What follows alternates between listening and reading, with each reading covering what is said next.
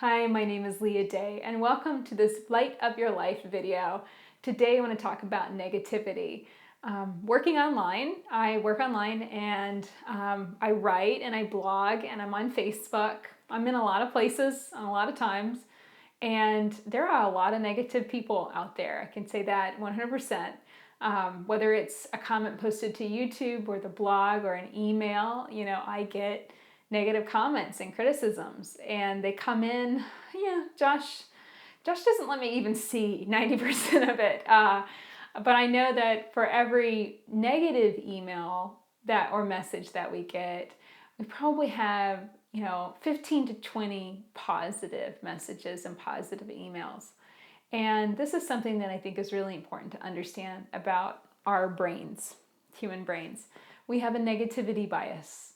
And that means that basically, if you want to talk about weight, and I think this is a good analogy, a negative comment or criticism is so much heavier in weight than something positive.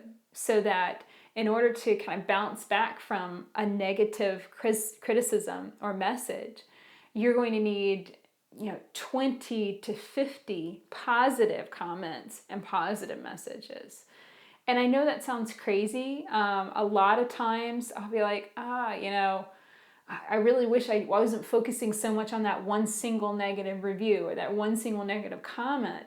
But it happens, and it's so easy to focus on that and obsess about it, and like, I didn't make this right, or I didn't write this right, or I have terrible grammar or punctuation or whatever it is the person's criticizing. I tend to obsess about that, and then completely ignore all the positive things that were said. Like, wow, that looked professional, or oh my gosh, the lighting is so much better, or the colors were great. I'm ignoring all of those things that people have said as positive, and I'm nitpicking the things that one person said it was bad. So I think it's powerful just to understand how your brain works. Me personally, I think that's a good starting place.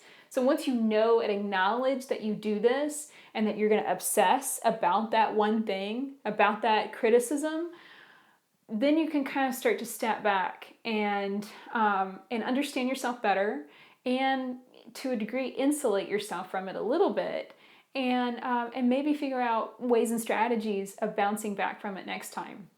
So one thing I do is Josh checks most of my email. Most of the customer support email goes through him first. If he has a problem or an issue that he can't deal with it, then it ends up in my email inbox. And the really, truly nasty negative stuff, and yes, we get it, I never see. And that is part of the wonderful joy of working with someone. My lovely husband takes care of that for me, and he knows how much it upsets me when we get something bad coming in, and he's able to see that. And when someone's being truly horrible, then he'll take the steps to protect me from that person. The next thing that I do is I kind of, if I end up with an email or a comment, a lot of times the comments I end up seeing, if I end up with something like that and it's just truly horrible, I'll take it over the top. Like, I'll take that message and I'll copy it into a Word file, and then I'll just exaggerate it. Like, if it wasn't in all caps, I'll rewrite it in all caps. And then I'll add like tons of cuss words. So it reads as like someone that's not just mad, but like deranged. And then I can start laughing about it, and then it becomes hilarious. Like, I can't even read that what was started out as a horrible comment to start with, but I know I can't read it without laughing. And I think this is so important.